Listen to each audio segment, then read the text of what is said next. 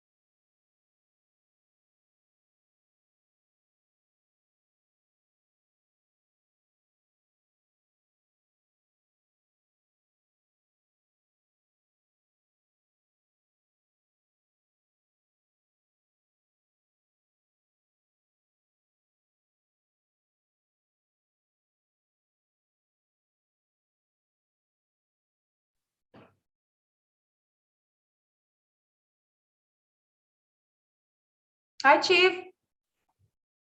Hello.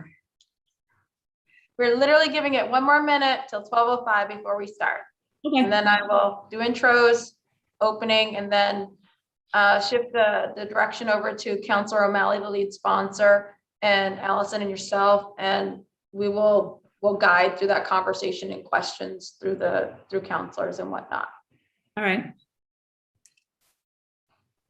I'm going to finish my lunch too. Enjoy. All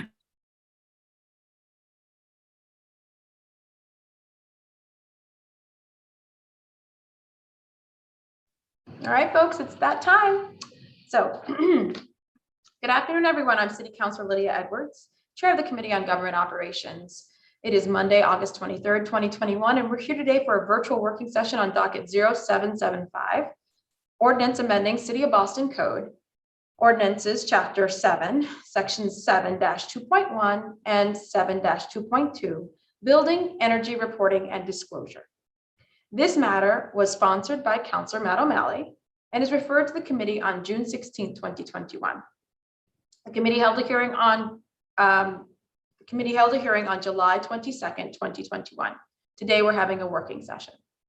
In accordance with Chapter 20 of Acts of 2021, that have modified requirements of the open meeting law, we are conducting this working session via Zoom. This enables the City Council to carry out our responsibilities while adhering to the public safety needs of the moment.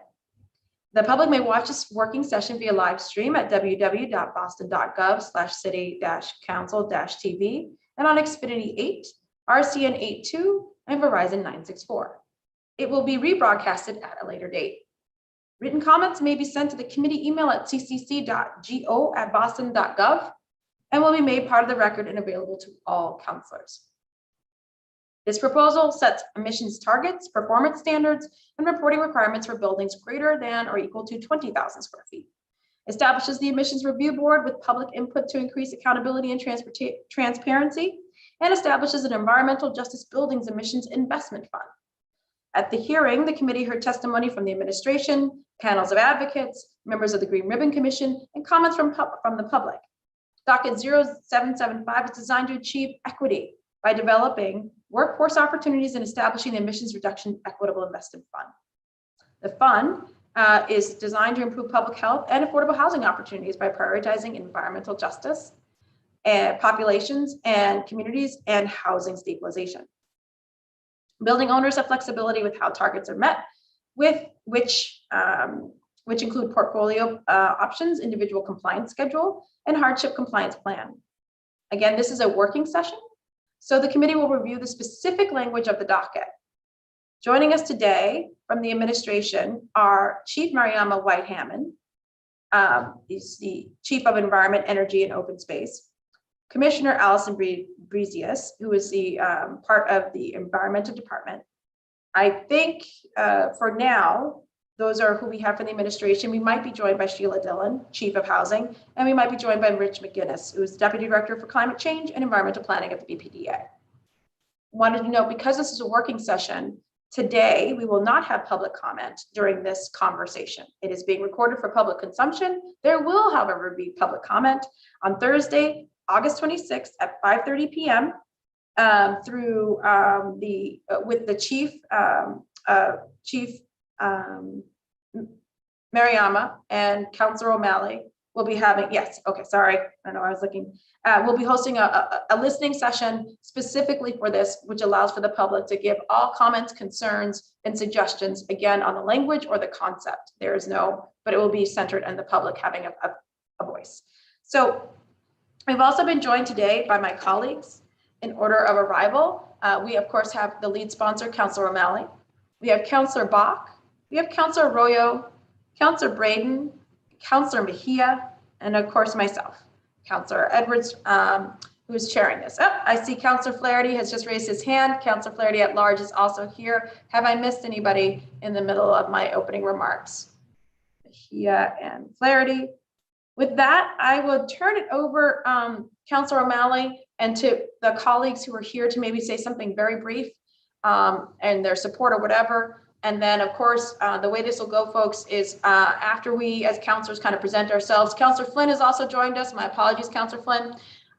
We will also then turn it over to Councilor O'Malley and Allison Brezius, Commissioner Brezius, excuse me, and Chief Mariama White-Hammond. Okay, so to my colleagues, Councilor O'Malley, of course. Thank you very much, Madam Chair, and thank you for your incredible partnership and leadership on this space. As mentioned, this was introduced back in June. In July, we had an incredible hearing. I think it was close to 4 hours long. In that time, I'd like to note that Allison Brezius has been named Commissioner of the Environment Department, and we are so grateful for that, for her continued partnership and leadership. This is incredibly important to me. This is the culmination of project that began 8 years ago when we passed BERDO, when this council, a very different council, passed BERDO 1.0 along with Mayor Menino.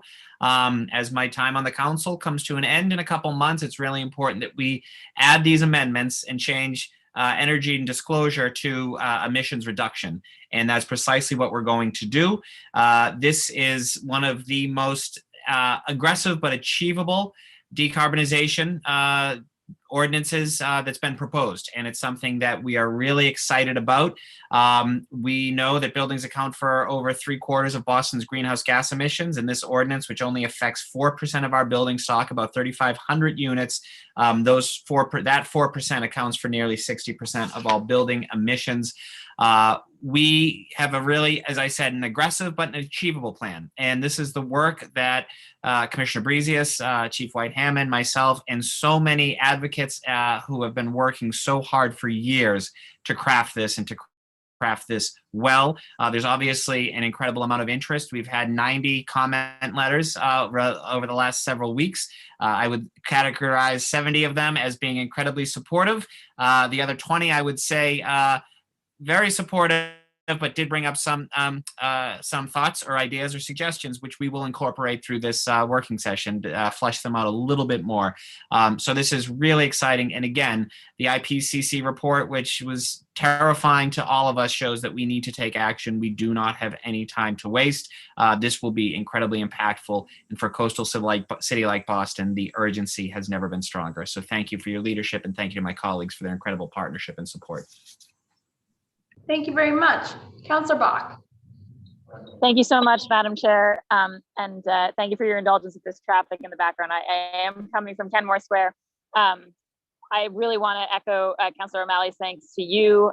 Government operations is so key to moving important things like this through, and I know you're really dedicated to it with this ordinance. And then I want to thank our president, Councilor O'Malley, for his decade of leadership in this area, but especially for really underscoring the urgency of getting this done this session. I'm strongly in support. I think the adjectives that President O'Malley used, aggressive and achievable, need to be the name of the game. I think that the city a few years back started to get into the mode of setting good, aggressive targets for where we all know we need to be when it comes to climate change goals. But we have not yet followed those up adequately with the steps that are actually going to get us there. And doing what we're doing, or even doing what we're doing in a tiny bit better, is just not going to get there from here. And so, coming to you from Kenmore Square in my district, there's a historic building behind me. I'm very aware that we're going to need to do this in a way that is sensitive to the complexity of all of Boston's building stock. And I think that there are a lot of provisions in the draft that we have before us that consider that and think about that. But I think that complexity is not a reason for us not to get this done, because at the end of the day, it's very simple. We have to curb our carbon emissions, and our buildings, as the president said, are an enormous part of that puzzle. So really proud to be here, proud to be a part of this and a partner with all of you. I'm in Kenmore Square because a district ceremony from yesterday got rescheduled to today because of the hurricane. So there is a brief part of this that I will miss, but my policy director, Emily Brown, will be on throughout taking notes, and I'll be on for almost all of it. So thanks again, Madam Chair, so much, and Councilor O'Malley. Thank you very much. Councilor Arroyo. Madam Chair, I'm sorry, it's Matt. There seems to be an issue with the live stream. I've gotten a number of texts, so I don't know if maybe Carrie could or Candace could sort of help us with that. Thank you. Let me take a brief recess. I do think this is really important that we have as many people able to hear. So 1 second, I'm going to take a brief recess. Yeah, Madam Chair, I'm probably 0.5 seconds away from fixing it. So give me just 2 seconds. Okay. Well, I'm sure that the public is dying to hear all of our opening remarks, but if this is what's missed, I think they'll be okay with it. So Councilor Arroyo. Thank you, Madam Chair. I'm just going to say thank you to the maker and those who have really put in the work to get us where we are. Obviously, with the UN's climate crisis report, that was very sobering. The work we need to do to get where we need to get is pretty daunting. And this is, I think, a start in the direction of getting us into a place where we can have a sustainable, actual climate that our future generations can enjoy. Right now, obviously, we're in a pretty dangerous area when it comes to that. And so I'm very excited that this is moving forward. I look forward to working on this with the rest of you in partnership. And if anybody missed it on the live stream, I'm apologizing, because I'm sure that was very eloquent and worth tuning in for. Thank you, Madam Chair. Councilor Braden. Thank you, Madam Chair. And I also want to echo my thanks to Councillor O'Malley for his incredible leadership on this issue for so long. I won't labour the point. I think the UN climate report 2 weeks ago really highlighted the urgency of this situation. I feel that it's like we're 2 minutes off midnight, and we need to really get going aggressively, tackle our carbon emissions and do everything we can to mitigate the impacts of climate change. So I think this is very necessary, and I look forward to the working session this afternoon, actually. Thank you. Thank you. Madam Chair, just to update you, we're back up and running on the web. Sorry about the inconvenience. No, not at all. Thank you so much, honestly, Carrie, for your incredible work and helping us to continue to do our jobs. Honestly, Carrie, I don't think any of my colleagues would ever deny how hard central staff has worked to make sure that we are able to serve the public efficiently. Councillor Mejia. Hi, yes, good morning or good afternoon at this point. Thank you to the chair, and thank you to Councilor O'Malley for answering this incredible, important ordinance. Building in Boston contributes, as we know, to nearly 3/4 of all greenhouse gas emissions here in the city. Between rising temperatures and sea levels, we're at a crucial moment when it comes to climate change here in our city. And we cannot wait any longer to do something about it. We must reduce our greenhouse gas emissions to meet Boston's goal to be net zero carbon by 2050. And we can't do this without targeting the biggest greenhouse gas emitters. An updated BERDO creates multiple pathways for building owners to meet the performance standards, including on-site energy efficiency improvements, purchasing clean energy, and alternative compliance payments. We are particularly encouraged by the review board component and hope to see advocates sit on that board who have the best interest of our community at heart. We can't just rely on the same usual suspects to be advocating for the same people who have been contributing to all the pollution this whole entire time. So what this means, this is what it means when we say that nothing about us without us is for us. We are proud to have signed on to this ordinance and look forward to seeing it pass very soon. And I know under your leadership, Councilor Edwards, you're gonna make that happen because that's what you do. And thank you again to the sponsor as well as the Sierra Club for your ongoing advocacy. Looking forward to the conversation. Thank you very much. Councillor Flaherty? Thank you, Madam Chair, for hosting, and just want to thank the lead sponsor for his years of advocacy on this. I've had a front row seat, obviously BERDO 1 and BERDO 2, and we would not be here without his commitment, and obviously in partnership with Mothers Out Front and Environmental League of Mass and so many other organizations and groups. And the knock on Boston to date has been, I've referenced in the previous hearing, sort of all sizzle, no steak, and lots of studies and let's look at this, let's look at that. So there's an opportunity through BERDO to really move the dial on it, as well as with these very precious infrastructure funds that will be heading our way along with COVID relief funds. So I think we have an opportunity, unique opportunity, and we're well positioned to take advantage of that to really make a difference and move the dial on our greenhouse emissions and putting Boston at the forefront of being truly environmentally sound. So thank you, Madam Chair, for hosting. Look forward to participating. And again, thank you to Councilor Matt O'Malley for his years of staunch advocacy and effort. Thank you. Councillor Bach? Thanks so much, Madam Chair. I know I wasn't on the live stream before, but I won't repeat all my remarks. Just say I strongly support this. I'm grateful to Councilor O'Malley and you for his leadership. I think that there are plenty of ways for us to be considerate of the complexities for much of our building stock and still say, we must get this done. We have to get it done. There's no way to get there from here on carbon emissions in the city without this ordinance. So thank you. Thanks for letting me go again. Thank you. And I'll just say this, I am beyond excited about this combination, an ordinance that looks at racial justice, environmental justice, and also acknowledges that the fact that we are building a great deal in the city of Boston. I know some people will characterize this as anti-development. Hardly. It's pro-community. It's pro-jobs. It's pro-making sure that we come up with a sustainable way in which we can build our city and also make sure that we aren't putting the lives or the day-to-day lives and the ability for people to literally breathe in the city online.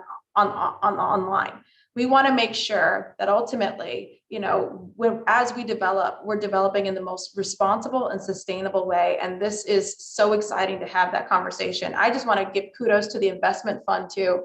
I see environmental just communities having racial as well as environmental, as well as class issues all combined together. And this is attacking all three of those, making sure that there are good jobs that pay well, but also making sure that what we build is something that is healthy for the community. So thank you so much for that leadership. I look forward to also just acknowledging, I just want to also acknowledge as the district city councilor for District 1, I have, I believe, the most coast line of any district. I know Councilor Flynn and I are going to pull out a ruler one day and confirm that, but I'm pretty sure between East Boston, Charlestown, and the North End, climate change is real for my district. I am now in a flood zone and I live very far away from the coast in East Boston, but it continues to grow what could be flooding and what could be impacted by a climate change. And so I just am so excited about changing how we build and making sure that good jobs come as a result of that. So thank you so much for your leadership, Councilor O'Malley. I look forward. I'm now going to turn it back over to Councilor O'Malley and Commissioner Brezius to guide us through this ordinance. I don't know if you want to go through certain sections and then turn it over for questions. Does that make sense? With that, okay. And then we'll go to the next section and do some questions. All right. So take it away, Councilor O'Malley. Thank you, Councilor Edwards. And can we just get a check with Carrie? Because I'm still getting a couple of texts from folks. So before we get into it, I just want to make sure we're up and running. Absolutely. 1 second.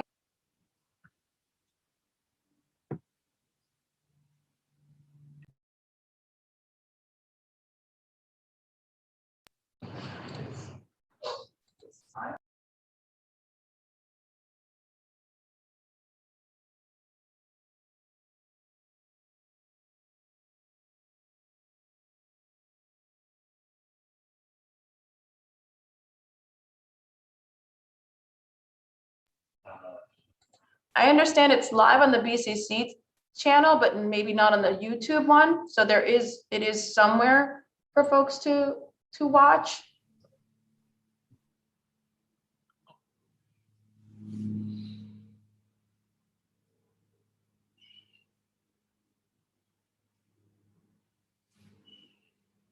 It's a separate YouTube channel, excuse me, BCC is a separate YouTube channel. It is there. But the other channel, I guess traditionally, the council is not. That's what I understand. Carrie?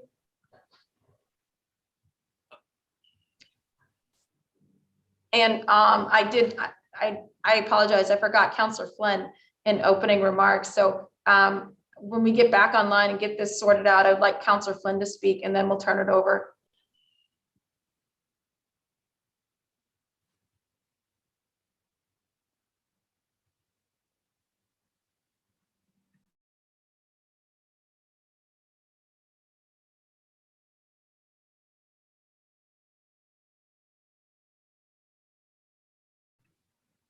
I want to be mindful of everyone's time, so I am going to tweet out the link to the YouTube channel right now, and perhaps folks want to retweet it or do the same, just so I guess I know that we have a lot to get forward. Seems to be. Thank you. Okay. You're one step ahead of me, Madam Chair. You've already done it. So I will just. Yep. So folks can watch on that channel, but we are being recorded and it is being broadcast on that channel that we just retweeted and should retweet. I'm going to go ahead now and turn it over to Councilor Flynn. Councilor Flynn. Thank you. Thank you, Councilor Edwards, for your strong leadership on this issue. And thank you to Council President O'Malley as well for never giving up on environmental justice related issues and really being a champion on the City Council for environmental justice. It is critical that we do everything we can to curb our emissions and fight climate change. And this ordinance is designed to set emissions targets for our large buildings so that we can move forward and move towards carbon neutrality. Climate change is a major threat. It's an issue that is especially impacting my district and Councilor Edwards's district as well. I represent part of the Wharf District along with Councilor Edwards, the South Boston waterfront, the Fort Point, South Boston, the South End and the Back Bay, but we also saw the effects of sea level rise during the storms in January and March of 2018, where the flood shut down sections of the neighborhood and dumpsters were literally floating down the street. I spent this weekend on the phone several times with Chief Osgood about what our response is during this storm. As I mentioned, I represent Chinatown, a neighborhood that is impacted by vehicle pollution. It is an area where most disproportionately affected in our city and state in terms of air pollution from traffic, according to the Union of Concerned Scientists. It is a neighborhood next to the Mass Pike 93, South Station train, South Station bus, along with the Leather District neighborhood. Emissions and fumes from traffic have been negatively affecting residents in this area for many years.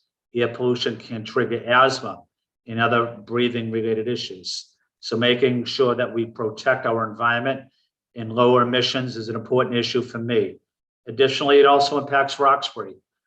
It also impacts the South End. It also impacts South Boston and Dorchester neighborhoods that live almost on top of the highway system as well. But I hope that we can all keep our eye on the big picture of dealing with the threat of climate change, sea level rise, environmental justice for our children's future, as we work together to pass an ordinance that is strong yet reasonable to implement in consideration of what everyone's needs. I'm here to listen, to learn.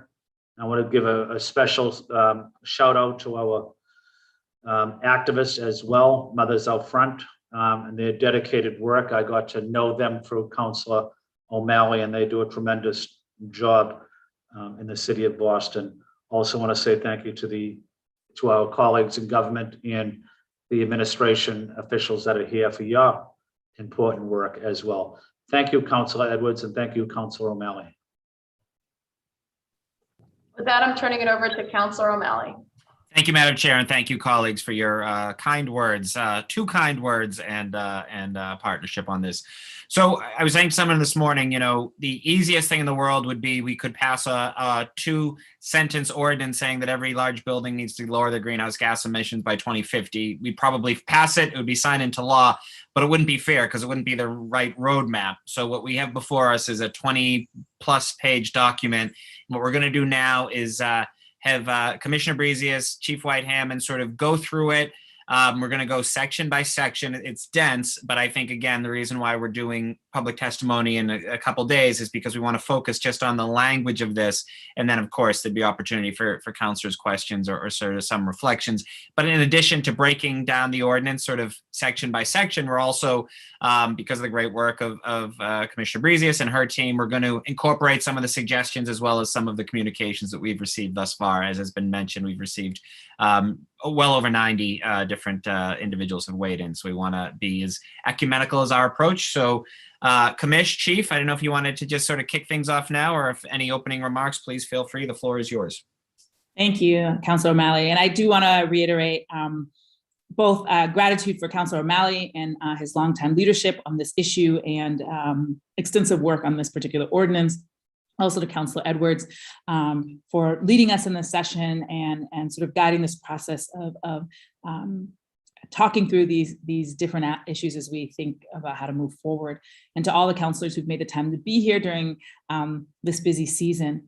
I do want to note that the big picture reality is that the way this ordinance has come together with the administration and the council working together is actually how we hope this ordinance will move forward in the city. We're going to talk through some of the specific comments that people have raised, but I do want to note that the goal of this ordinance is not to be punitive, but to create a clear pathway and to give people some clarity about what accountability measures will be, when they'll be enforced, what possibilities there are, and hopefully also to create an opportunity for folks across different building types and within sectors to begin to collaboratively work together to reduce our emissions.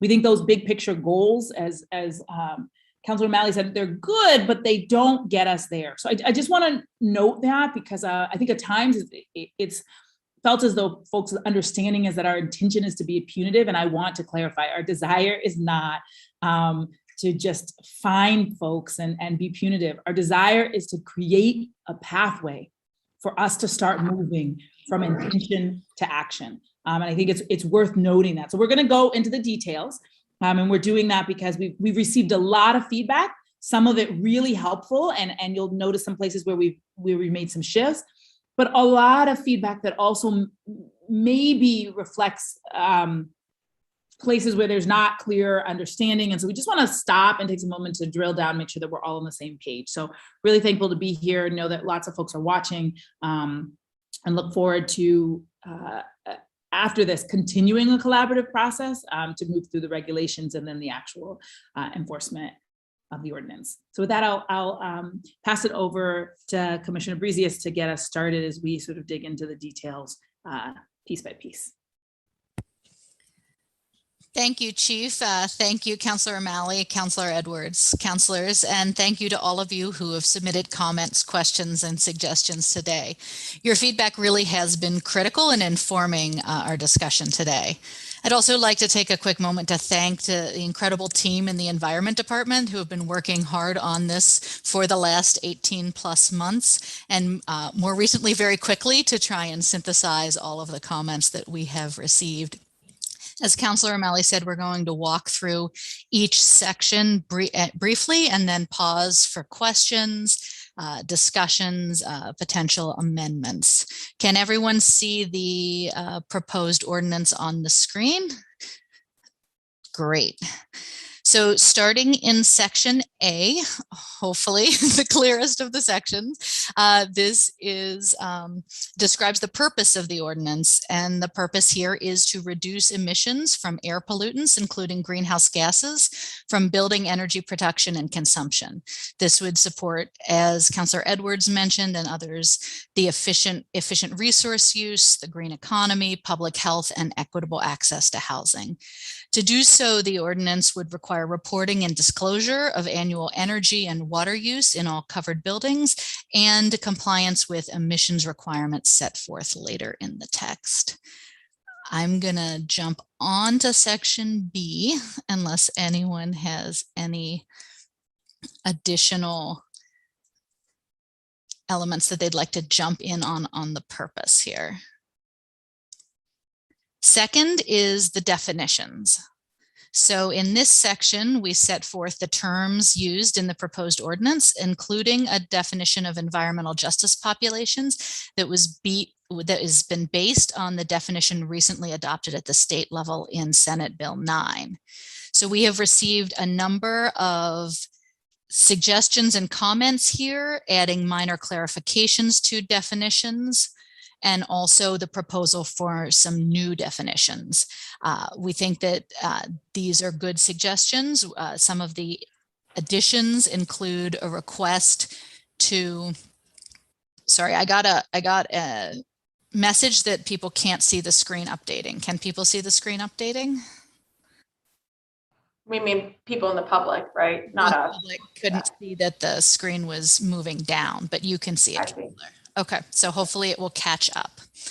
So here in the discussion, here in the definitions, we had a request to add a definition of the alternative compliance payments. This seems reasonable and we're happy to propose a definition to council if you're amenable.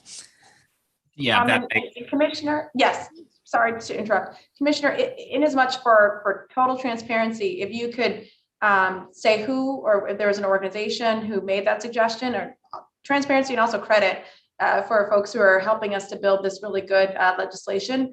I think it's great. And then I do have comments from, I'm sure you have them too, from A Better City on their suggestion. Okay, so you're going to go through those?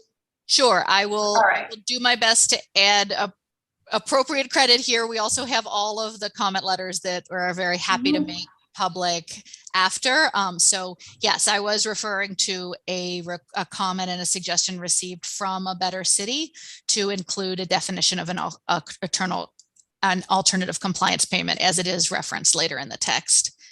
We also had, also from A Better City, a request to clarify and assure that the definition of an environmental justice population is consistent with Senate Bill 9.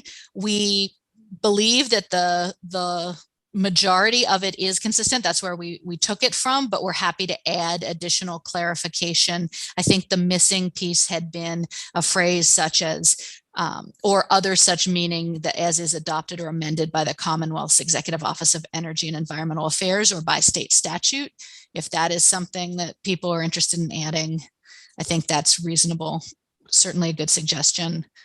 We also had from Masco and LMEC a suggestion that we define a district energy plant and a healthcare institution for the purposes of this ordinance. And finally, I think a number of organizations suggested that we clarify in the definition of carbon dioxide equivalent and emissions factors that a number of alternatives to Energy Star Portfolio Manager. I think our proposal would be that we amend this text so that instead of saying as set forth in an Energy Star Portfolio Manager, we amend it to something of the sort as determined through a process in the regulations so that we can have more time with that methodology.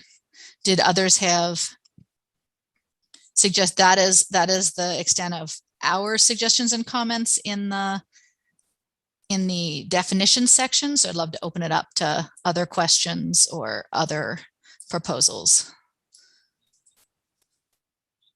I mean, I think that sort of covered the big one. As it relates to definitions, I think that we can certainly help clear things up if there's any doubt. So I think there were, we will continue to review them as we sort of come up with the more sort of focused on regulations, but that's a good summation of what we've heard thus far. And to your point, Madam Chair, the environment team, I believe, has gone through all of the letters and we did a Google form as well, where a number of individuals would make sort of not even suggestions, just looking for clarity, which is what we want to tease out a little bit more through this process. So I'm good on that, but colleagues obviously jump in if anyone else wants to focus on definition questions or section B. Okay. Go ahead, Allison. Sorry, I'm so sorry. Sorry. Do it real quick. Now, I have not read Senate Bill S9 for the definition of environmental justice. Communities, do you have a preference between that and another? I really want to make sure we get that definition very clear. Oh, I see. I'm sorry. I just got it handed to me. Okay.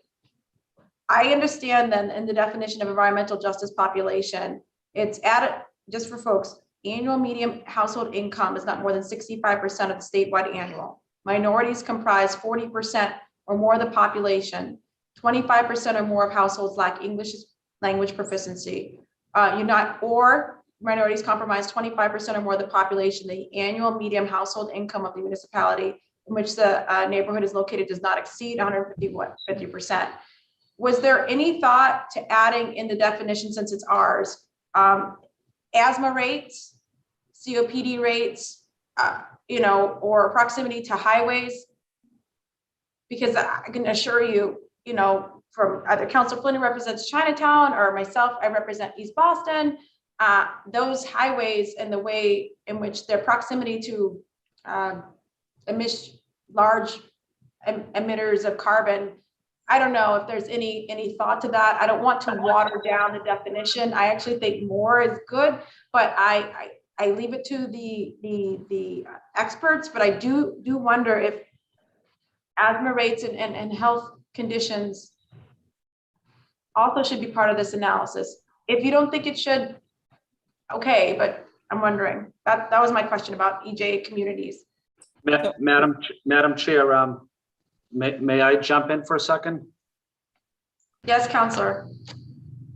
Thank you, Councilor Edwards. I'm not an expert on this issue, but I completely agree with you 100% on the asthma and being close to a highway.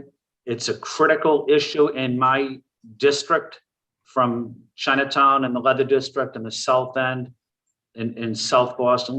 Look at the kids at the Josiah Quincy School.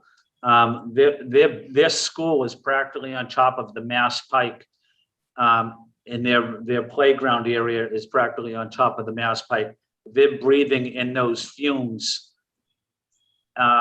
every day, and that has a devastating impact on your breathing and your public health and your health going forward. So I agree with you, Councilor Edwards, and I'm so glad you brought it up. I think it's an important issue. Thank you, Councilor Edwards, and sorry to just jump in there. Not at all. I think that's the purpose of this. So I'm happy to add some language around sort of public health metrics as well. Yeah. But so maybe we can sort of workshop some language, and then I don't think I asked this officially, but I'd like us obviously to do a second working session before we vote on this. Looking at the chief and Allison, and maybe we can workshop some language on public health metrics. So I do think it's worth noting that this environmental justice language was heavily defined by quite a few of the organizations that were mentioned, CLF, Green Roots, a number of groups. And the question of including health statistics was considered. The challenge is that there was a challenge around how exhaustive that list might need to be. And so ultimately it was decided to keep the definition a little bit simpler, only because all of the communities that were just, as you were describing, would fit into these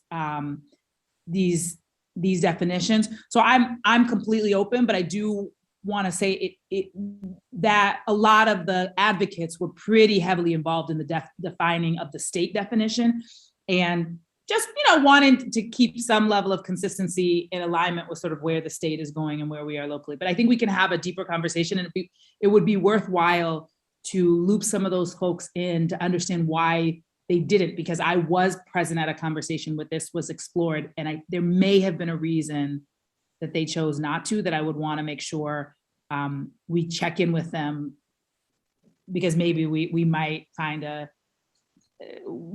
ourselves in sort of a challenge. So I think maybe reaching back to Green Roots and CPA and CLF and all the crew that sat at that table just to get a greater sense might also be worthwhile. Okay, sounds good. Appreciate the context there, Chief. Okay, I think we're good then on definitions. If we want to just keep moving along, folks. Allison, you want to pick it up on section Sure. C? So section C basically states that the city shall disclose the status of city buildings by May 15th of every year, including annual energy and water use and the compliance status with emissions requirements. So this is a term that was in the prior version of BERDO. As with, so section D, unless there's hearing nothing, we didn't have any specific. Nope, section D.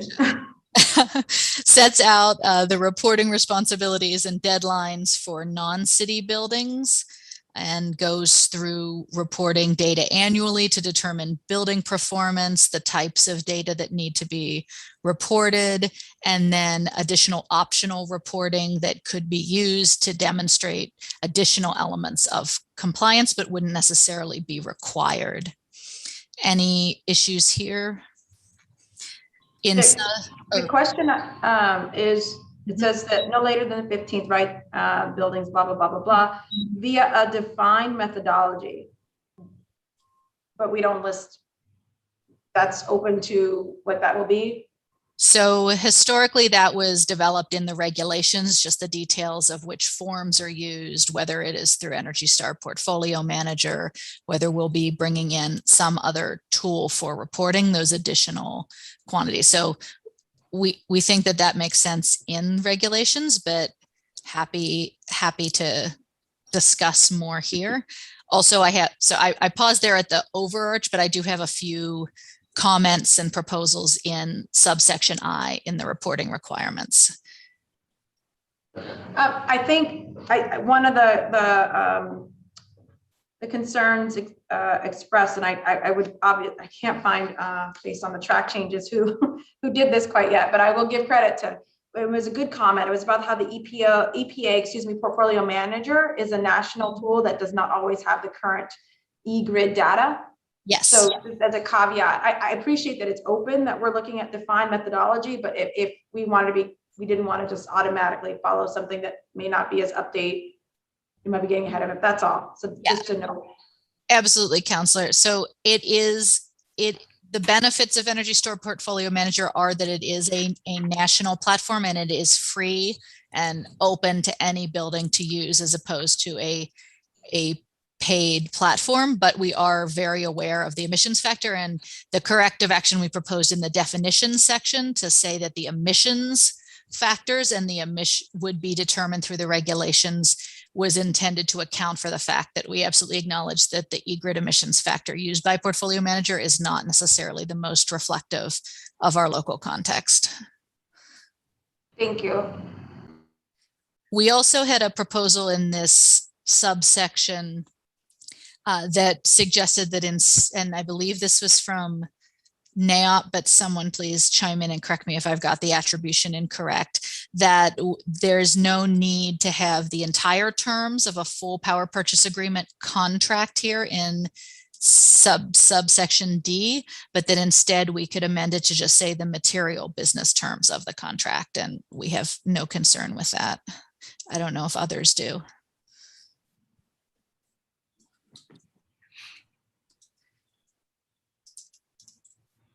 No, I think we're good. Great. The only concern would be obviously is the concern that, it's discretion as to what's material, what I feel or not. I think we can certainly, There you go. Yeah. regulations clarify. Thank you. Perfect. We don't need how much anyone paid, what the business terms were, but we certainly need to know where is the location, what are the emissions, how much is procured for how long, those terms. Absolutely. Thank you. And for future, and I'll remind myself, a lot of the nitty gritty will be made up for in the regulations, which will come after this. So I'll go back up a little bit to not 30,000 foot view, I'll come to 20,000 foot view, but reminding myself and folks, we can do a lot in the regulations as well. Thank you. Absolutely. Thank you, Counselor. Then in subsection 2, reporting schedules, it lays out May 15th as the reporting deadline for covered buildings, including buildings not previously covered in the current ordinance. So we've received a request, I believe, from more than one group to amend that. I think A Better City asked for that to be extended to November 15th for smaller newly covered buildings. We understand the desire to give more time, and we certainly want to give a lot of notice to these buildings. However, we have seen adding multiple different timelines for different sets of buildings to have created complexity in the past, with each building not knowing when their deadline was as opposed to others. So I think out of a desire to keep a consistent reporting deadline, we'd propose an alternative, which would be to be granting sort of initial extensions for these buildings, but to keep a consistent reporting deadline for all buildings moving forward. I don't know if others had thoughts or other suggestions in this section. Yeah, I mean, I like keeping it consistent at the same date, even though we are growing the universe of buildings that would fall under this. Again, we will get to sort of opportunities to work with folks. So I don't want to, and as Mariama said, we're not looking to be overly punitive here, but I'm much more comfortable keeping May 15th is the deadline across the board. And again, I think you would mention maybe a one-time extension. We can flesh that out a little more, but I'm not looking at, the urgency of action demands that we get this done as soon as possible. And I don't want to see more extensions if it's not necessary, especially just for the easy sort of phase one. We also had a number of people concerned that these buildings wouldn't have enough notice, and we just want to assure that we will be doing, as soon as an ordinance is passed, we will be doing extensive outreach to these buildings to make sure they're aware and have support with how to achieve this. Absolutely. Okay. Anything else in the reporting? If not, we'll move on to direct upload. So section E, direct upload, allows building owners to authorize a utility or a third party to report data on their behalf to the city. This section, it's important to note, does not create an obligation for a utility to report or remove the building owner's obligation to report the data. So this is an amendment that was intended to increase the ease for building owners in reporting their data to the city, so that it doesn't necessarily have to be a multi-step process every year of the building owner getting the data and then submitting it on to the city, if they would prefer to just have a streamlined pathway. We've had a number of comments requesting that instead this section would impose requirements directly onto the utilities. I can say that we're happy to work closely with them, but certainly concerned about proposing regulations on utilities in this space. I know, Councilor O'Malley. Completely agree, Allison. And I think, the fact of the matter is that my concern is we've been to this movie before. We had, struggles when we did the gas leaks bill back in 2016 or so, or 2015. So I would be, I worry that if we were to shift the onus to the utilities, we would not get good data, and we would essentially render this ordinance completely ineffective of what we're hoping to do here. So obviously we want to work and we want to continue to work, and I have an open door with our utilities, and we'll continue to do so. But I would not support a change that would simply shift the burden to the utilities, because I don't think it would work, and we don't have the power to mandate that, and it would make the bill, the proposed amendments less effective. Thank you, Councillor. I do think we will also, of course, continue to work with, as you said, with the utilities and building owners to make sure that consistent and correct data is given quickly, and that we get all of the kinks out of that system. That's right. Anyone else on that? Again, we have plenty to do, so appreciate that. Okay. Okay. So section F is the Equitable Emissions Investment Fund. So as noted, this would set up an Equitable Emissions Investment Fund as a separate fund that would be funded by the alternative compliance payments. The fund would be managed by a review board described in later sections, and would be used to fund local carbon reduction projects within Boston, prioritizing environmental justice populations. The section also states that the further conditions for expenditure may be developed in the regulations related to economic inclusion, housing stability, air quality improvements, and other priorities for equitable implementation. Here we received comments requesting both expanding the allowable uses of the fund, I believe from A Better City, and then a suggestion from the Chamber of Commerce that we change the governance structure of the fund. And I think that this is very tied up, I don't know the rest of you, with the type of work that we'll be talking about with the review board. So the review board, we're going to be talking about a number of their authorities, including the fund, and think that perhaps we need a little more discussion on those as a whole instead of taking this independently here now. But what do others think? If you want to combine the conversations about the boards into one, I'm fine with that, and that would be in a later section, and it might be more efficient, so that we're just discussing. I think one of the comments is whether it's penalties and alternative compliance are both going into the fund. We can have that conversation now. So I'm fine with what you suggested. To combine them to it later in the discussion. Yes. Any other? Yeah, no, I mean, I actually am very, we worked hard on sort of illuminating these bullet points. I think it makes sense, and I think it serves the crucial sort of lens that we're looking at this amendment. But I would certainly defer to you. I think that there is many differing points of view on what the review board looks like, and this is such a crucial part of it that we can sort of save this for the next conversation. Sorry, I think one of the questions was, and this is, I think maybe just for the legal department, do penalties normally go to the general fund? So I can confirm that with the Okay, that's all. department, but yes. Okay.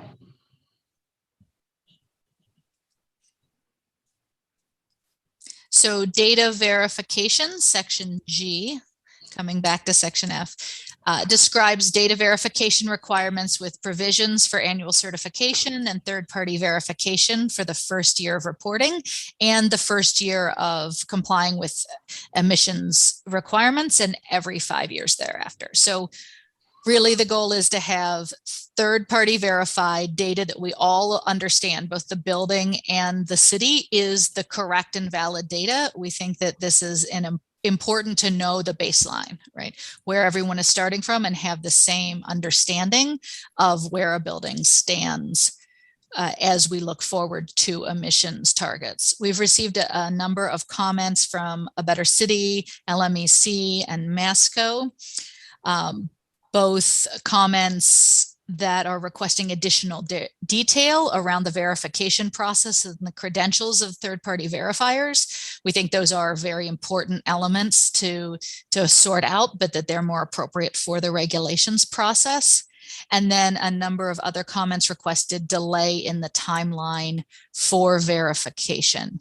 And again, understand the desire there, and we can certainly look at that date, but would be concerned that we get good, consistent understanding of the data as soon as possible so that building owners know where they stand and whether they have work to do for the emissions targets that are coming up in the near future. I think that's right. I'm sorry, go ahead, Madam Chair. No, I think my question is answered in D, because I said, they're going to self-report and then there's going to be a third party. There might just be a gap. So I see D says that any lack of compliance with the emissions will be subject to fines. So if I report it's at 5 and my third party says it's at a 7, this is because Lydia doesn't know the appropriate vocabulary right now, and 2 is the difference, I would be subject for the fines for 2. So Right. we would work that the details of that verification and resolution process out in the regulation. So if it's 5 and 2 and there's a valid reason for that discrepancy, say you got reported incorrect data, then absolutely we would just work to correct that.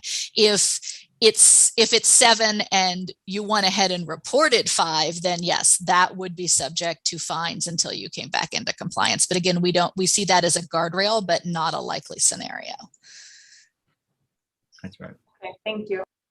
And I would just add, in terms of the request of delay in the timeline for verification, again, I'm sensitive, but I think that the urgency of this moment, we can't simply delay all of these metrics because we're on an incredibly tight schedule as it is, as we all know, and we're very cognizant and conscious in how we set sort of these parameters and these 5-year goals. So we will allow for buildings to get there, but I think if we're setting ourselves up for failure if we just completely, and I'm not suggesting that's what folks are doing here. It's a very wonky, deep conversation that we're having, and folks should and will have enough time to understand it and be able to come up with a plan. But I'm a little skittish when I hear folks looking for delay, because that will again, we don't have the luxury of time anymore.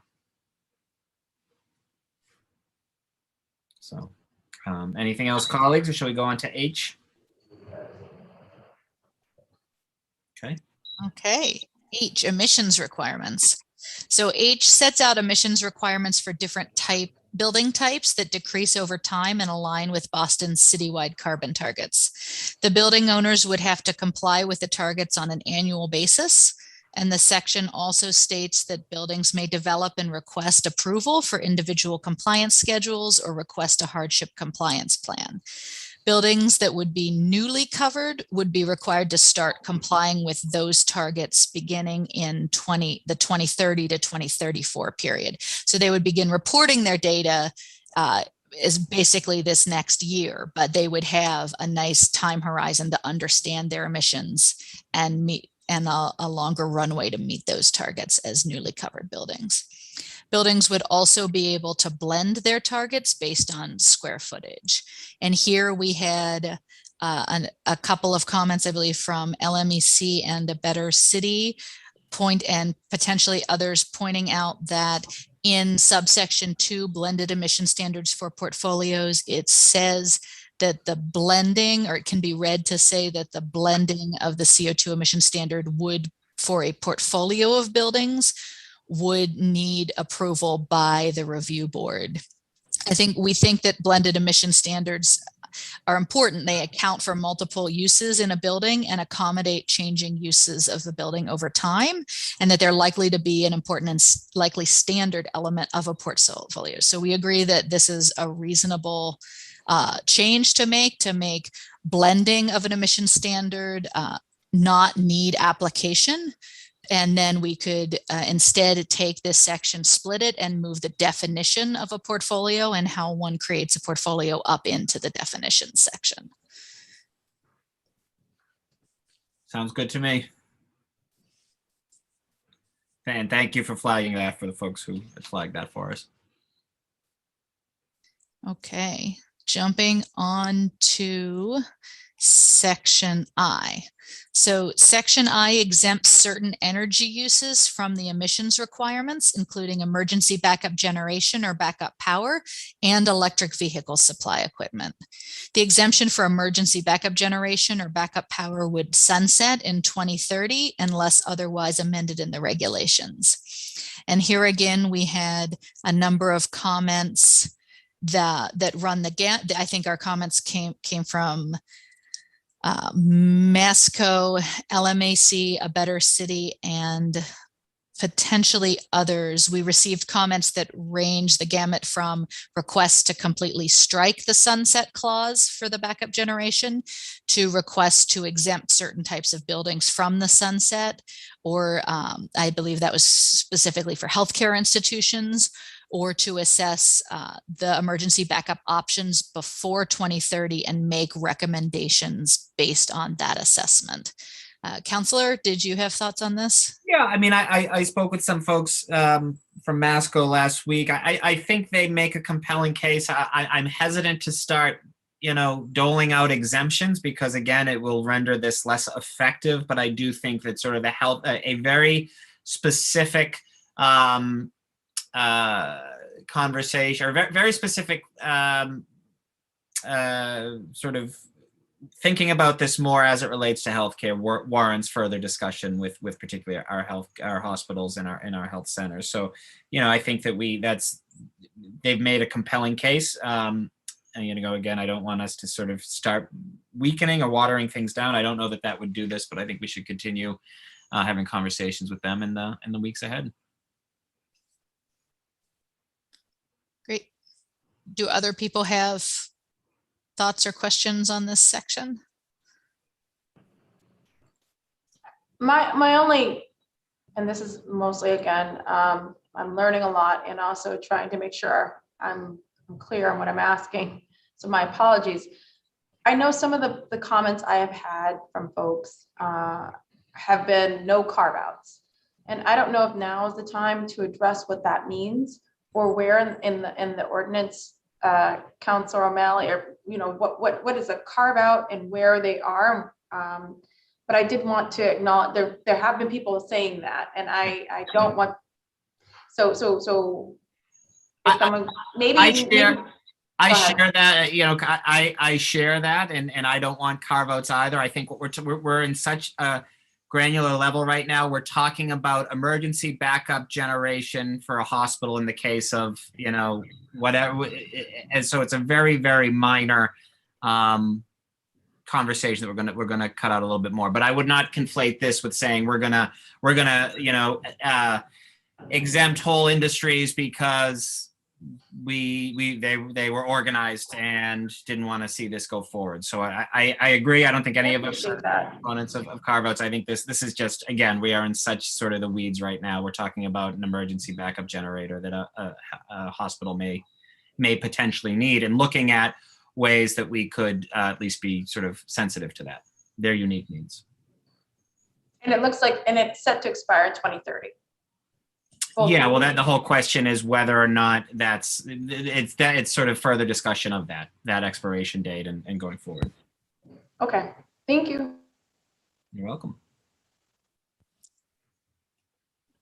Okay, Section J details the individual compliance schedule. This is similar to the self-improvement pathway in the current version of BERDO.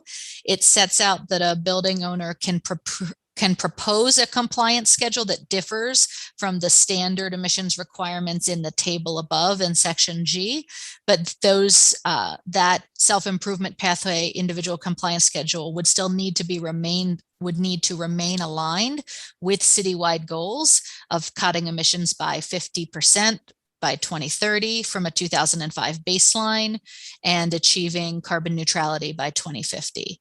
So basically, building owners would be able to select a baseline year going back into the past, provided that they do have all of their data that would be needed to verify that historic baseline. And that would be subject to review and approval from the board. We've received a number of comments asking very good questions about the details of how that pathway would be generated and how to handle buildings that would come in and out of ownership or change their typology. These are good questions that we think are appropriate for the regulations development. Agreed. Okay, section K outlines the options for building owners to submit a hardship compliance plan for the review board's approval if they are facing unique or difficult circumstances. These may include historic designations, affordable housing refinancing timelines, pre-existing long-term energy contracts without reopeners, or financial hardship. Again, we've received many good comments on the hardship plans, many of which request additional detail, such as the characteristics of buildings eligible for the plans.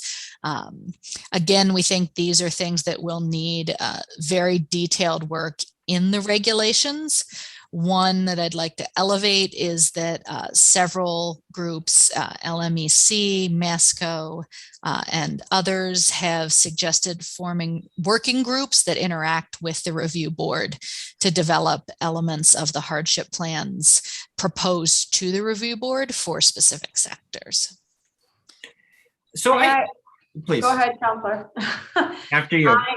I think I'm feeling a little bit of a reminder from when I hear the words financial hardship and an exemption or a hardship compliance, and we look at the fiscal sponsorship. I know this will be laid out in the regs, but I am hoping that the profitability is not part of that understanding of financial hardship. Part of me doesn't want that analysis to happen at all, but I recognize that we're not, the ability to make a building more green does require certain analysis of how much it's going to cost. And I just want to make sure that we're not putting, again, we hear this at some ZBA hearings, I can't do it otherwise, the numbers don't work. And in the regulations to wholeheartedly, really strictly define what is financial hardship. That's all I'm asking for later, but thank you for considering it. I mean, if you're going to keep the words financial hardship, which I could ask, if you are, then in the regs to make sure it's very strictly defined. So, Counselor, I could share over after this the current definition of financial hardship from the current version of BERDO. It speaks to things like bankruptcy. Yeah, but to your point, Madam Chair, I think we're all in absolute complete agreement. And the fact of the matter is if you own a building that's 20,000 square feet or higher, chances are that it's going to be a very nearly impossible task to plead financial hardship. I think Allison's right. We're talking about a specific thing, but we can clarify that language for you. And then specifically with the hardship plans as it relates to working groups, I'd argue we have working groups now. The fact that we've gotten many letters and many meetings that Allison and I have been having with individuals and will continue to have. I do think, again, I would appreciate particularly our healthcare sector and the unique needs there. But it's important. So I'm clearly, I would, and we're looking for more people to be involved in these conversations. We want to make sure that folks are compliant. So absolutely, I would be happy to somehow include working groups. I think it's important. I don't think it is important for me that we do have a strong, robust advisory board, that the working groups would not be the final say. The advisory board would, but of course a working group would be encouraged to talk to the folks that serve on the board and certainly advocate. But I think it's, again, we want this to be as strong and robust an ordinance as possible. So I'm happy to make that distinction, but that distinction will be made. But bottom line is, I think we're all open to having more individuals sort of, be part of this. We want this to be successful. I just think as a quick note, again, with the working groups, is that we believe that people will also benefit from learning from each other.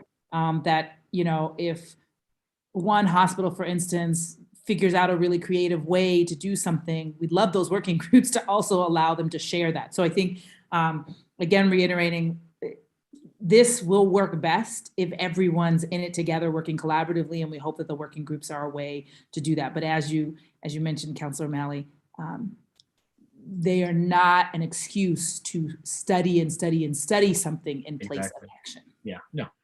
Well said, Rev, and words far more eloquent than my own. So thank you. That's you're right on the target with that. Okay, Section L. Section L. Section L, compliance mechanisms. So this details the different compliance mechanisms available to building owners that they may take to meet the emissions requirements. This is not an exhaustive list. Building owners may take any action in their building to improve efficiency or do fuel switching that there is nothing in this ordinance that regulates. That is simply action that they can take and that we think will benefit them in this process. But this goes into the rules, particularly around renewable energy and the procurement of renewable energy. So here, Section A deals with municipal aggregation. So buildings may enroll to receive their electricity through our community choice electricity plan at a base rate or opt up to a higher 100% clean electricity rate and report the appropriate emissions factor for their electricity consumption. So this is one way that, say, a large residential building with a number of tenants, if they opt up, the building as a whole is going to get credit for that action of those tenants opting up or just participating in community choice electricity. Section B, renewable energy certificates or RECs. The ordinance sets out a standard for REC purchases, namely that they must be Massachusetts Class 1 RECs that are generated by non-CO2e emitting renewable sources, tracked by the New England Power Pool Generation Information System. Lots of words. Basically that they are local regional RECs that are Mass Class 1. They are also specified to be generated in the compliance period in which they are used and that they are retired within 6 months of the end of the compliance period. This standard is consistent with the community values that were established in the Community Choice Electricity Program and their priorities that we've consistently heard from the Residents Advisory Group and other stakeholders in the community. Section C, I'm going to get through the sections and then I think we can talk about them as a whole. Section C deals with power purchase agreements, including virtual power purchase agreements. These are also known as PPAs, and they would need to be from non-emitting fuel sources and be generated in a compliance period in which they are used. Any associated RECs would need to be retired within 6 months after the end of the annual compliance period for which they're being claimed. We've received here, and Section D deals with the alternative compliance payment, which is based on the average cost per metric ton of CO2e. Just get the screen catch up to decarbonize applicable buildings. It's proposed to be set at $234 per metric ton of CO2e, and that amount would be reviewed every 5 years and could be adjusted in the regulations if there was a determination that such adjustment was necessary. So going back to RECs and PPAs, we've received many comments, some honestly contradictory proposals in this space. We've had requests to tighten or even disallow RECs and others that have asked for the most general and broad definitions of the term and allowable types possible. So this is one where we do think we need a little more time for discussion and listening and with all of you and with stakeholders as we try to work this out. One quick item though that I would like to note is thank you to Boston University and A Better City and others who pointed out that we have a typo in subsection B where it says bundled or unbundled. We propose to strike bundled as not appropriate here. These renewable energy certificates are meant to be unbundled, so able to be purchased at whatever time a building owner needs before or after their compliance period, whereas bundled or RECs or power purchase agreements would be long-term procurements made for which Section B is not meant to apply. Could you help me and maybe many other people, Yes. sorry, understand this aspect. This, and I could be totally wrong, I'm concerned that this looks like the cap and trade back and forth when it comes to, dealing with other pollutants, and that, there's a certain amount that's allowed if someone else doesn't use up all their, or doesn't use, is emitting less of a pollutant, that somehow I can purchase and to emit more, or is this where the carve out concern is, where you just said we're going to have addition? No. Okay. Well, so you raise a very good point, Counselor. So we have specified here that renewable energy certificates, or these certificates that are the environmental attributes, the renewable attributes of electricity generated in the area, right? So we have specified that a number of requirements, one including that they only be applied to the electricity of the building. So this is a way for a building that has electricity that may have associated emissions, say it's the standard grid emissions, to instead procure renewable energy for themselves, either through a long-term contract like in Section C, or through participating in municipal aggregation or community choice electricity in Section A, or in B, going out and doing what community choice electricity does for themselves by procuring high quality RECs for their own electricity. If we have had proposals, and we would be concerned at the idea of applying renewable energy certificates for electricity to emissions on site in the building, so to thermal emissions. So we're not proposing that they be applied to the fossil fuel combustion of an oil boiler, for example. That wouldn't be allowed in this version of the ordinance, or in the ordinance. But I think also connected to Councilor Edwards' point, yes, there is some ability to sort of not do the work on site and invest, but that's why we're also looking at Class A RECs, because in New England, the likelihood is that those RECs are going to be sort of a stronger quality. They tend to be a little bit more expensive than some, sort of random wind farm in Texas. And so we're trying to thread that needle in a way that does give this as an option for folks, but says we want to hold you accountable to the highest quality of RECs if you're going to use RECs. Yes, our main preference would be that people would do the work, but this is an attempt to have some flexibility. And I think one of the upsides of it that is also applies to our office and some of the work is that it hopefully would stimulate the renewable energy economy here locally, making it easier actually for people to start participating more fully down the line. So we are hoping that yes, there is some piece of it that allows people to buy in and not do all of the work personally, and at the same time we're hoping that it actually will stimulate a market that they can take advantage of down the line, because there will be just more clean energy generation locally. Yeah, and I just agree with everything said by the two prior speakers, and just add that we very intentionally went with mass class 1 RECs because that's what we did with community choice energy. And there is a vast difference between sort of less I won't say noble, but less robust, a lower robust class of RECs that we would allow. So I think that's great. But I think you're sort of, the way you frame this, Commissioner, is to, there's been a lot of chatter on this. There's been a lot of chatter on the review board, and we'll continue to solicit feedback and flesh it out more at the next working session. So I think that's a good overview. Thank you. Just one final comment to note that in these sections, so we are talking about the largest buildings in the city. So we have a number of buildings that, even if they made themselves the most efficient buildings and they put solar panels all over the top of their buildings, they are still going to have more electricity needs than they can generate on site. And so the question there is, how do we make sure that that is transitioning to renewable electricity over time? Yeah.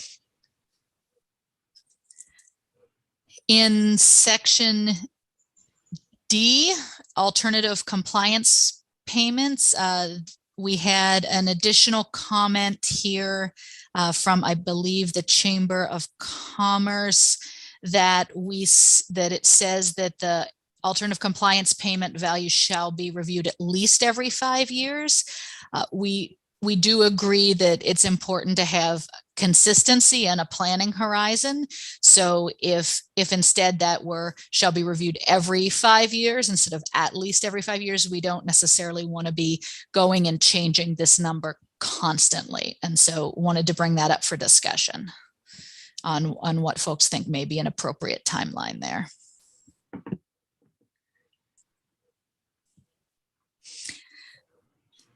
Original ordinance is providing for the 5 years. So the ordinance right now says that this number will be reviewed at least every 5 years. I think every 5 years is fine. The goal there is to acknowledge that technology is changing quickly, and in 10, 15, 20 years, it's possible that decarbonization will be much more efficient, might happen much more cheaply. And so we'd want to keep up with the times in this section. That's the original intent of that, I believe, Councillor. While also as Commissioner Brizia said, you got one number this year, 2 years later, you got another number, 3 years later, so I think the question is 5 the right amount of time to make sure that we're updating to what is happening in the current landscape, but not changing it so much that it makes folks feel like it's a moving target and I don't know, what we're working. You have to be able to plan investments. Absolutely. Is this one of the situations where you could switch out shall to may to allow a little more wiggle room? May be reviewed. Well, you do want to at least know that it would be at least every 5 years. Or we could consider striking at least, and to the chief's point, selecting an appropriate increment of time. I think that reviewed is not the same as updating either. We could review it. We could lay out clear criteria in the regulations as to what would constitute a need for a amendment. Yeah. Okay. So you're saying strike at least and just say shall be reviewed every 5 years? I think striking at least makes sense. But I'm open to shall to may as well. I prefer that if the flexibility is something that you want, I think at least gives us that flexibility. So it's no more than 5 years will go by before we review. But honestly, it does allow for the regs to set up a faster schedule if need be.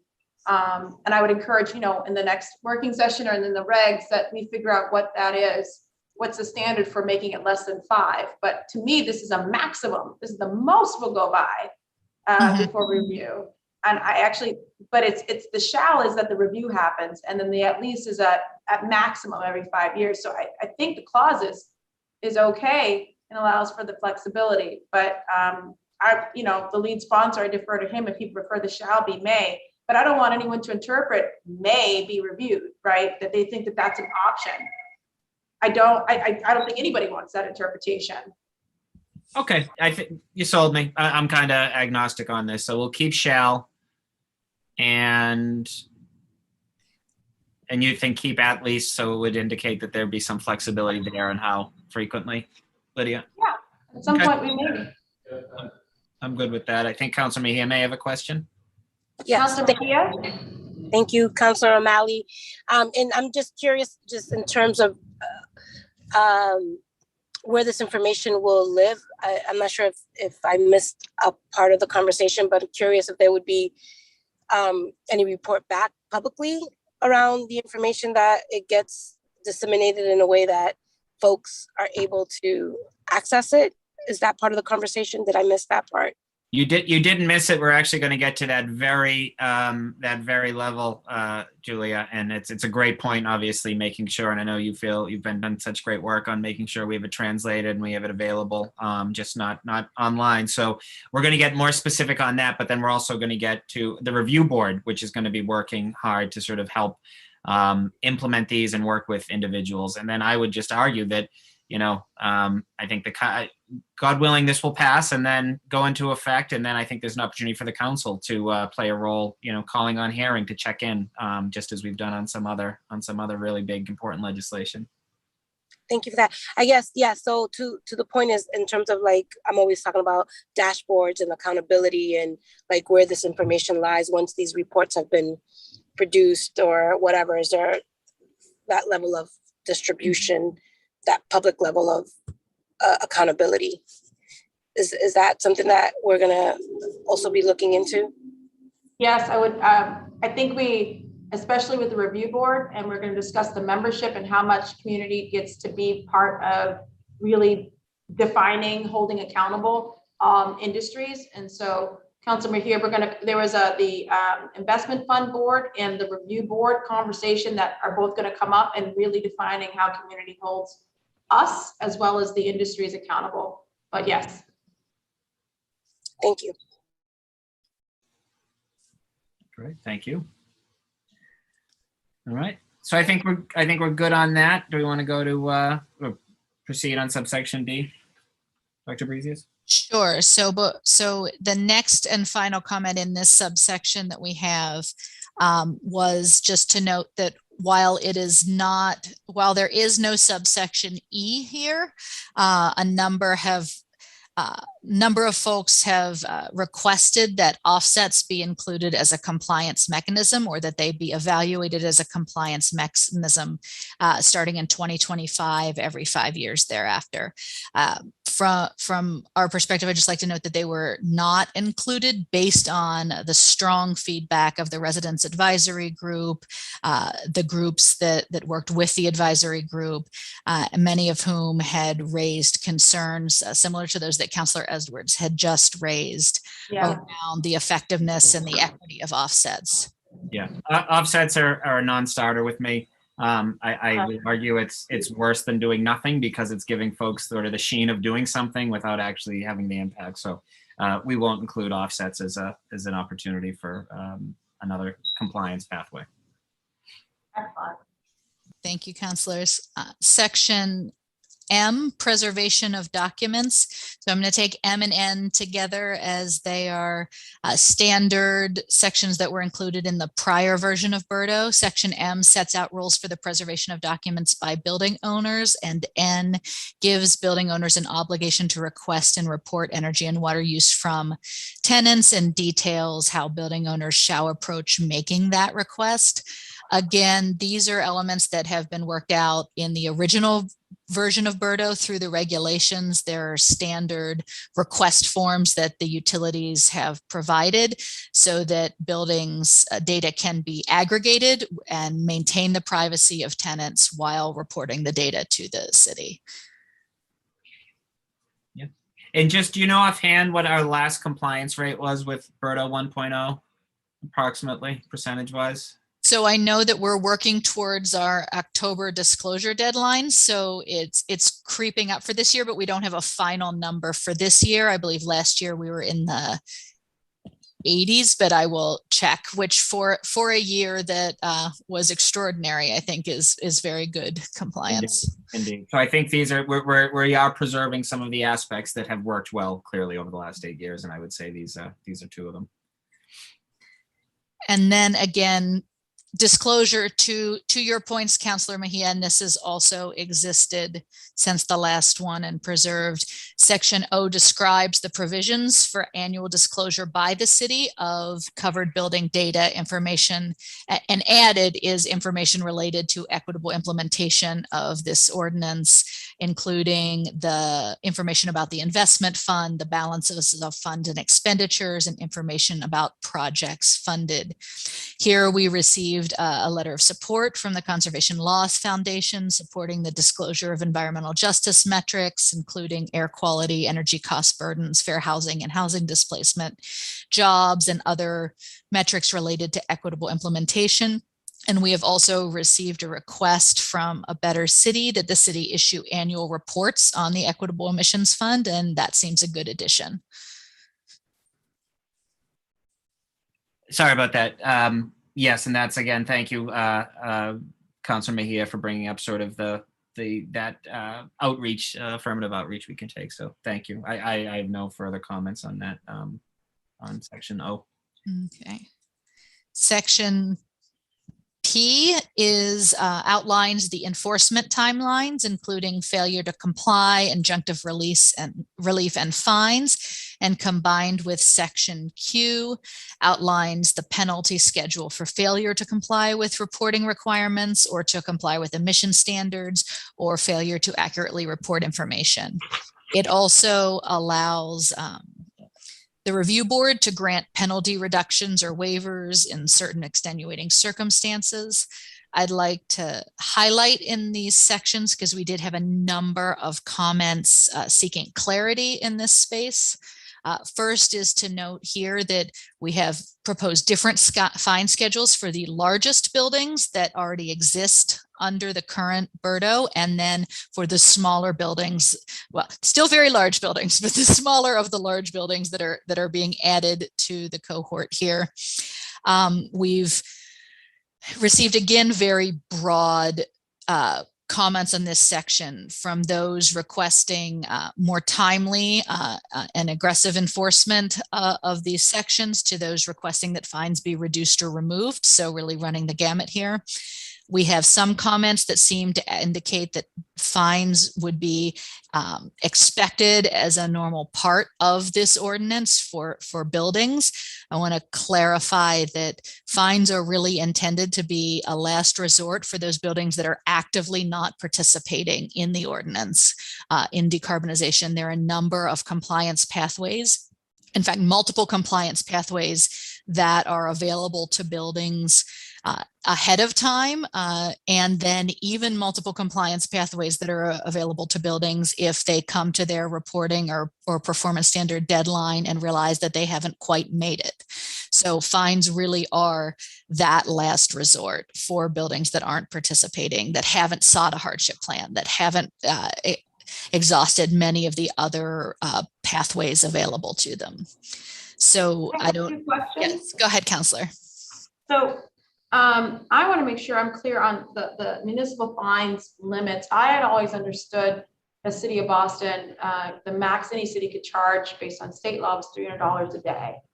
And we can run that through legal. If that's true, then I would want to break down the different levels of fines that they're doing then. So each fine is resulting in a $300 max. So what levels of violations they have for this isn't just one fine of $300 a day, if that's the max. I see that there's $1,000 a day. And if that's perfectly fine through legal and within our purview, that's fine by me. The other question, so what's the maximum that we can actually charge in fines? That might have to go to legal right now. I don't know it off the top of my head. The other concern, or not question, but the other thought that I have is, the crux and the hook for a building is always in our zoning. It's always in our permitting. It's always in our, occupancy. So have you thought about linking, now some of these buildings are already built. So it's but with the zoning or with the permitting process, or if they choose to seek an expansion of their building, if their lack of compliance with BERDO is on record, their ability to move and build elsewhere should be severely hindered until you show you can do right by us in the one building you have or the 2 or 3 buildings you have. Have you thought about a section for that? I don't know that it should, I don't know that doing that kind of hook in the regulations will be strong enough. I think you might have to have a little bit of a legal authority.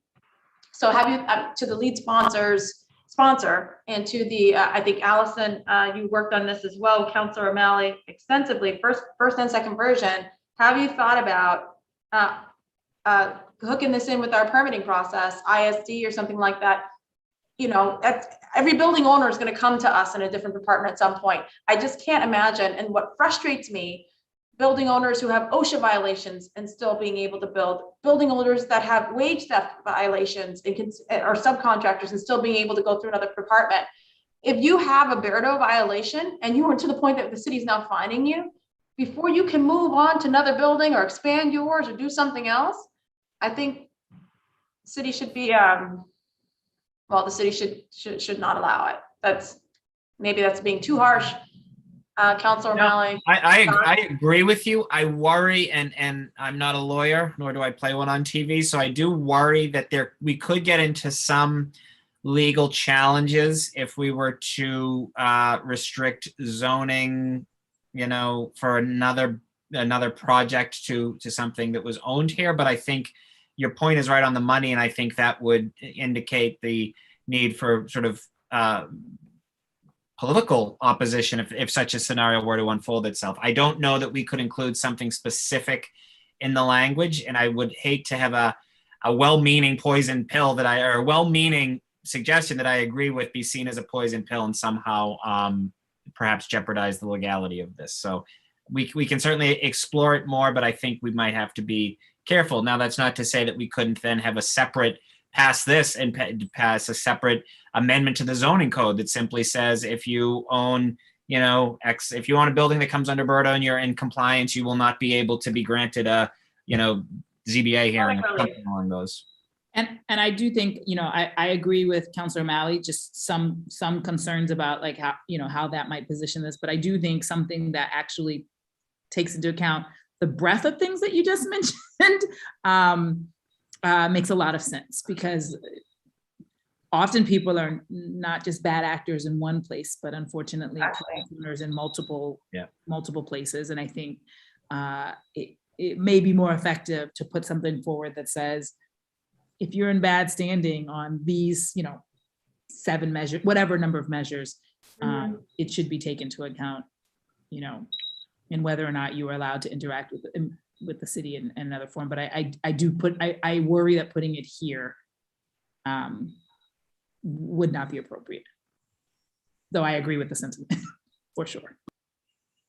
But Allison, can you explain, I'm smart enough to know that you're a lot smarter than me. Can you explain to the chair's question about the fine schedule? Why are we allowed to go above those sort of city clerk mandated limits?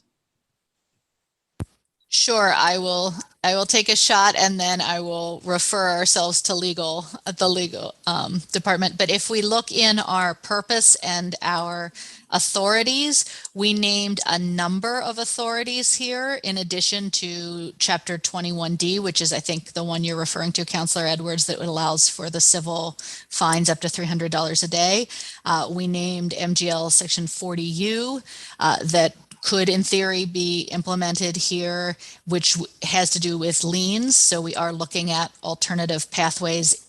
Again, ideally, we are never at this space. The goal is to work with buildings, but if that is necessary, that is there. And then under MGL Chapter 11131C, I believe is our authority for the larger fines, but happy to add additional clarification there.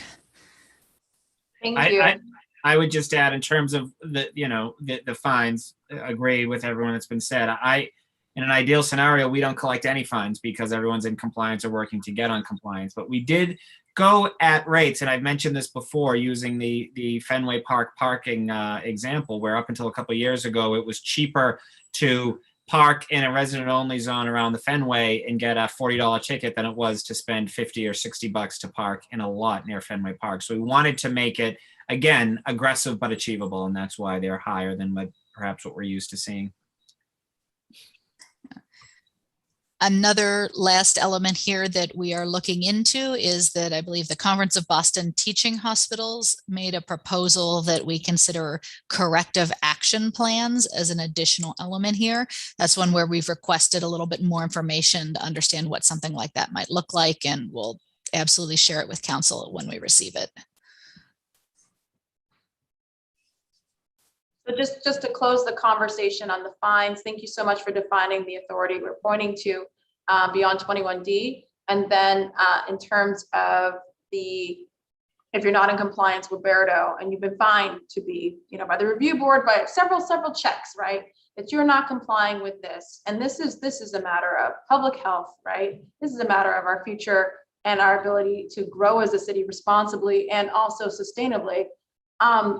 I'm happy to work with you, Councilor O'Malley, maybe on that zoning amendment. Once this becomes the law, that this non-compliance with this law, which we haven't created yet, is grounds for denial of zoning relief of the various forms. if that makes more sense. I understand your point.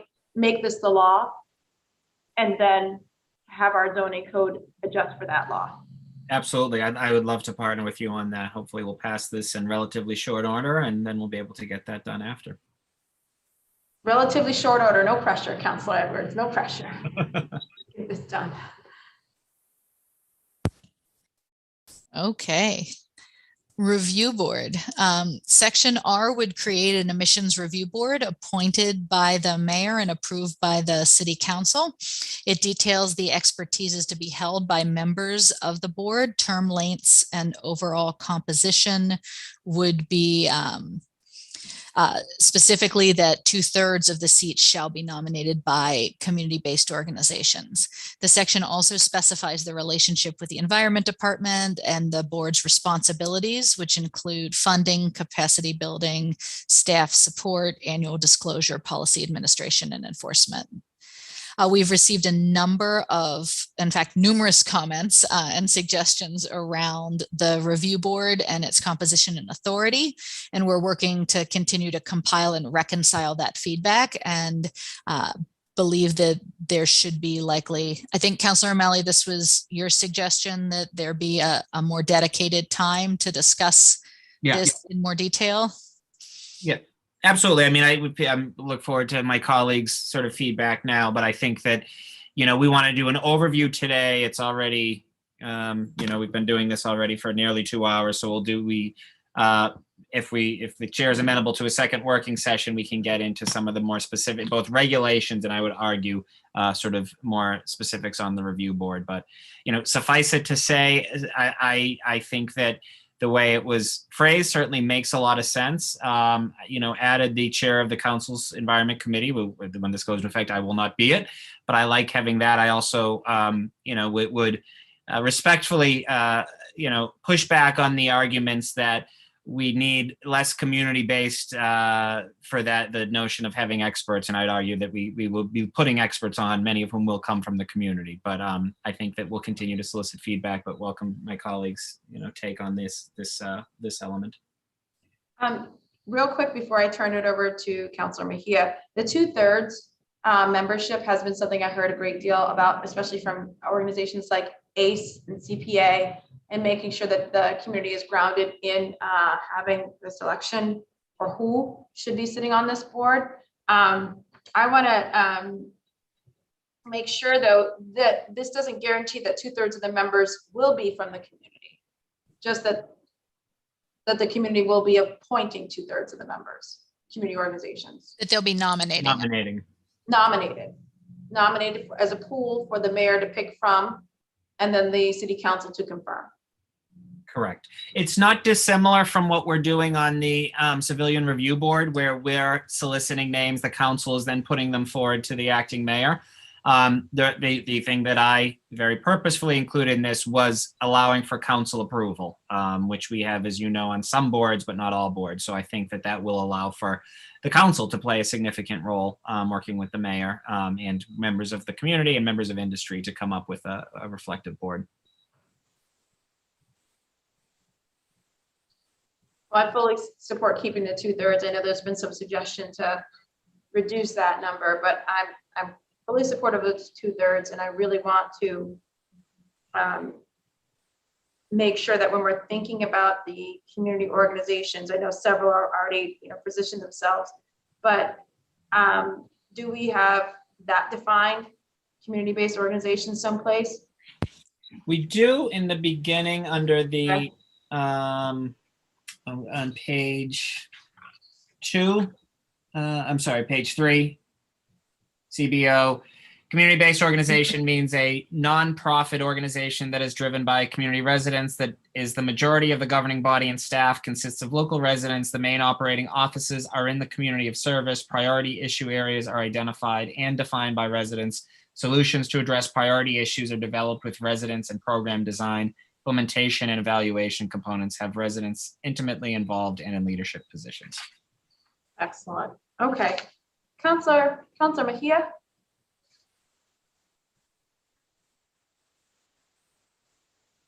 Sorry, can you hear me now?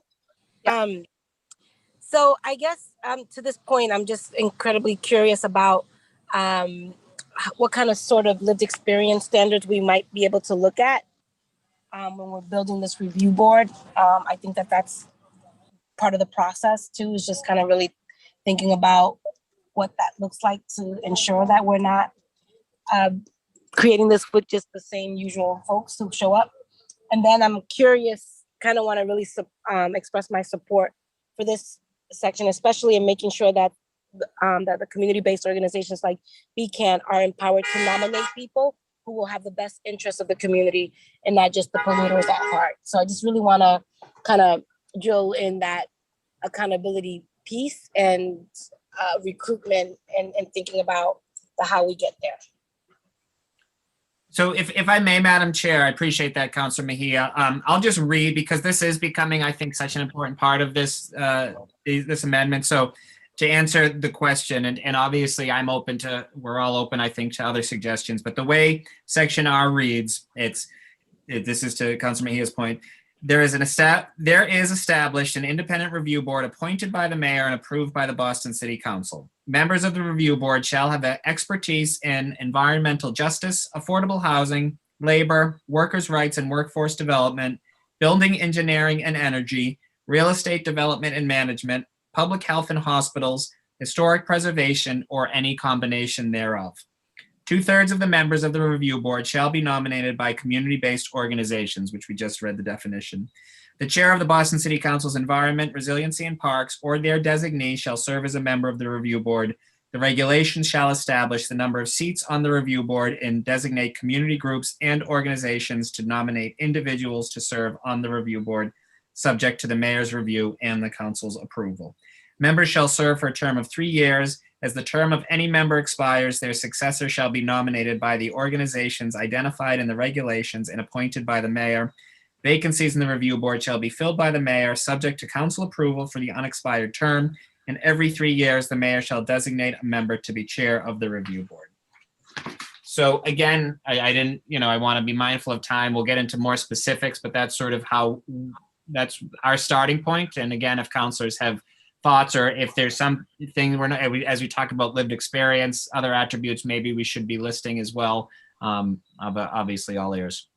Yeah, no, thank you, Councilor O'Malley, for that clarification. I think that sometimes just we're always thinking about how do we define expertise.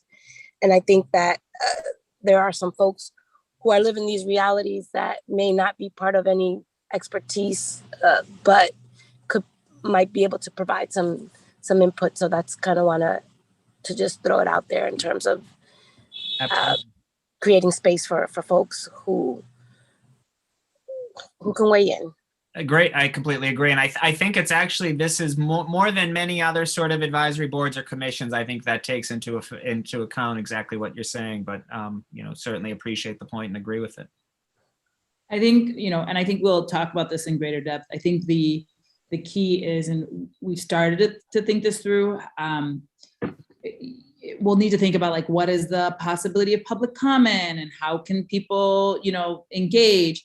Because I think we will need commissioners who, similar to the Conservation Commission, can serve in what probably aren't the shortest meetings ever, and will have an ability to, so over time, they don't have to come in with all of the expertise, but they will have to learn over time how to sort of evaluate a portfolio and things of that like. So we will be looking at what the different pieces of expertise are. And I think that there's also an opportunity to look at how the public is able to engage. So I don't think it's the only space for engagement is not just being on the review board, although that will be very important too. Good point. Okay. Any other comments on review board, or we're moving into the home stretch. I know, and here I come. Swing and a miss. I got it. Sorry. We did park the investment fund review board to talk about as well when we brought up this board. If you recall, just to remember we had separated that, the investment fund. We said we would talk about this board and community. Yes. placement. And I believe, Counselor, they're as written the same board. It's simply two authorities for that board. One is the allowable uses of the fund, which I think we said we would come back to. Is At that this time, or did you want it at the correct? next working session? Did you want it at the next working session or now? Counselor? I defer to you. Yeah, I mean, I think that we don't make, we leave it as is for now, and then as we sort of get to the second working session, where we have maybe some more. I mean, I'm open to it if there's specific thoughts you have. It's written, I think, in such a way that we're very intentional about how it was written, and I think that there were. I think we keep it parked until the next session. And if individuals have some specific proposed changes that they think in terms of making it, either more broad or less broad, or however, it seemed unclear what some of the feedback was other than big picture items, we will certainly, be receptive to hearing suggestions, but I don't know that we need to sort of go back on that at this point. All right, then. So maybe then actually after your listening session on Thursday, you'll probably get the most feedback actually on the review board and community role and standards for both. And then in our next working session, you'll be able to bring that. I'll watch the listening session or participate in as much as I can. And we will do that. So just wanted to make sure we didn't park it and then not deal with that. So No, thank you for bringing that up again. You're right. Okay. Commish, if you want to. Okay. So section S just disbands a pre-existing advisory committee to be replaced with the review board, which is the new section above. And then section T instructs the Environment Department to review implementation every 5 years with at least one public hearing to solicit public comments. The section also allows the Commission to suspend any portion of the ordinance on the recommendation of the department that a significant obstacle is preventing implementation, or that its implementation has negatively affected energy cost burden, equitable access to housing, or other factors set forth in the regulations. The department may also recommend revisions to the regulations as needed.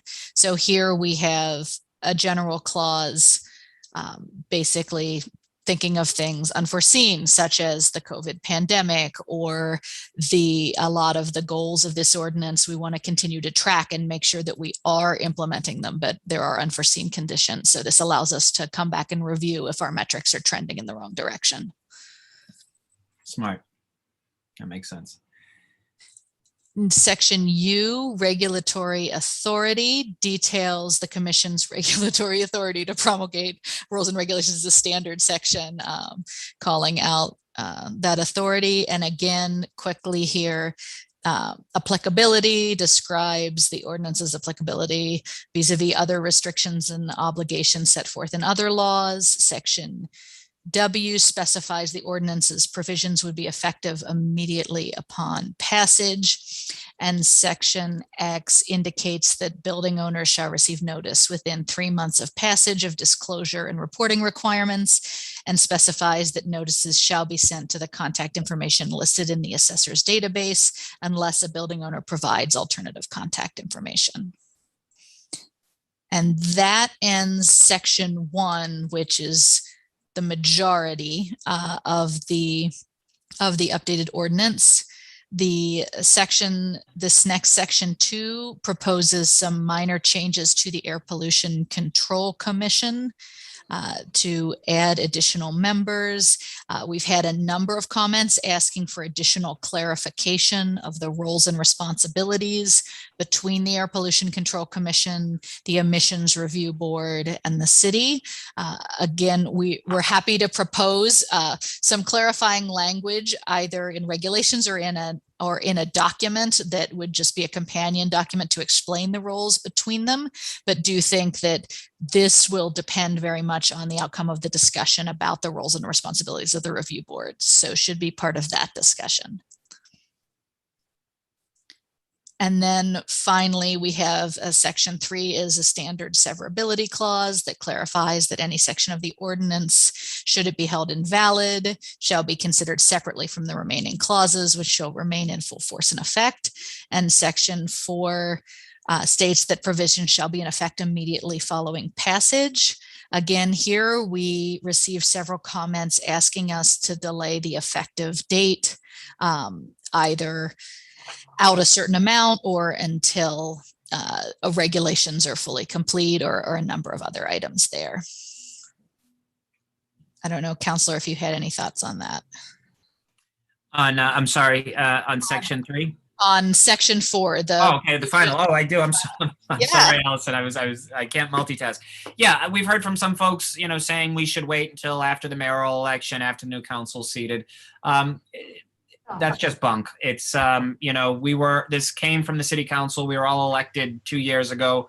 And, the acting mayor has all the powers to sign and enact legislation. And I appreciate her partnership on this. This is a real partnership. And at the end of the day, delay, our opponent here isn't, well, I guess technically it could be just if these amendments don't pass, but it's really our equal opponent is inaction and waiting and delay and delay and delay. And we've done it on climate. We've been saying the right things, and we have to actually put some ideas and words to action. And that's precisely what this does. So I would, respectfully, but forcefully push back on any ideas that we should delay or we should wait to take action until the next election. We simply don't have enough time, and we were all here. And again, this is something that I'm absolutely committed to seeing through to completion before I leave the city council. Thank you so much. Thank you also. I mean, this was one of the best working sessions I've ever been honored to be a part of. I want to thank you for your clearly immense amount of work in preparation for this, and all of the public comments that we received that you clearly vetted and knew to respond to. So I want to thank you, Councilor Mel. I know your office did an extreme amount of work.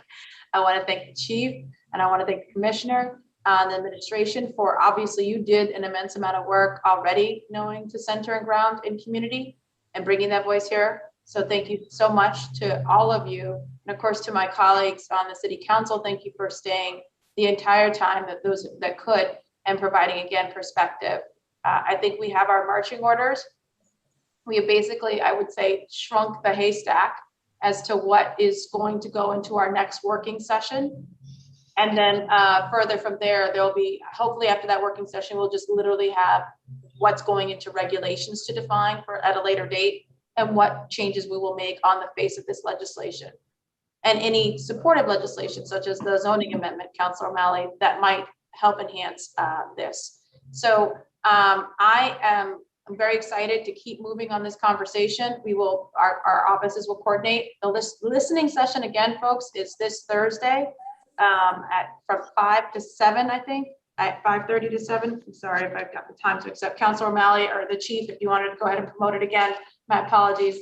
Can't find my notes. The Yes. listening session. So it's going. Go ahead. 5:30 to 7:30 this Thursday. Thank you very much. And we will advertise and put, I think, the link, and we can all retweet and make sure that's promoted. I assume obviously it will be for those who need translation services. I know we had to coordinate to please let us know a little bit in advance. We will meet that standard. Just help us to know that you do need a little bit more time, and that you will need interpretation services, Spanish, Chinese, and so on and so forth. And we've accommodated it and did accommodate it in our hearing, as you recall. So I'm now going to turn it over to the lead sponsor for any closing remarks, and then my other counselors, and then we will end today's working session. Thank you, Madam Chair, and thank you for not only your leadership here, but your real interest. You asked some really good questions, and we're going to have a stronger and better product as a result of it. Thank you, of course, to Chief White Hammond, to Commissioner Breezius, amazing partners in this. Again, in 11 years, I've never had a situation where literally you've got the legislative and the executive branches working like a hand in glove to make sure we can get this done and get this done right. And it's been really an honor for me to work with both of you and your teams. A special shout out to my chief of staff, Jessica Morris, who has been my tireless quarterback on this, so much so that she's actually on vacation today and has just spent the last 2 hours, not at the beach, but sitting on her laptop in Florida. So thank you, Jess, for your great work. And most importantly, to all the advocates who've got us this far. Again, this is nearly 2 years in the making that folks have been sitting in rooms when it was safe to do so, having online forums, putting some really good ideas going forward. And we are on the verge of passing something that will be one of the most impactful pieces of environmental legislation the city has ever seen. And it is one that every week that passes, as people talk about this, as the media reports more on it, I'm getting calls from our counterparts in local government from literally across the country looking for ways to emulate this. So we can really be on the vanguard here. There are a handful of cities that have already done it, but nothing quite like this. And I'm just so grateful for each and every one of you and cannot wait to get this passed. Again, we have run this as openly and transparently as possible, and that offer still stands. Any business owners or industry folks that might have some questions, Allison, myself, the chief, we're happy to meet with you. Allison herself has offered to walk through what a potential compliance plan might look like for your building. We're going to do everything we can. We want this to not only pass, but we want this to be done well and done right. And that's our commitment to each and every one of you. So once again, thank you all. It's been a long afternoon, but incredibly worthwhile afternoon. We will see you on Thursday evening for just complete open testimony.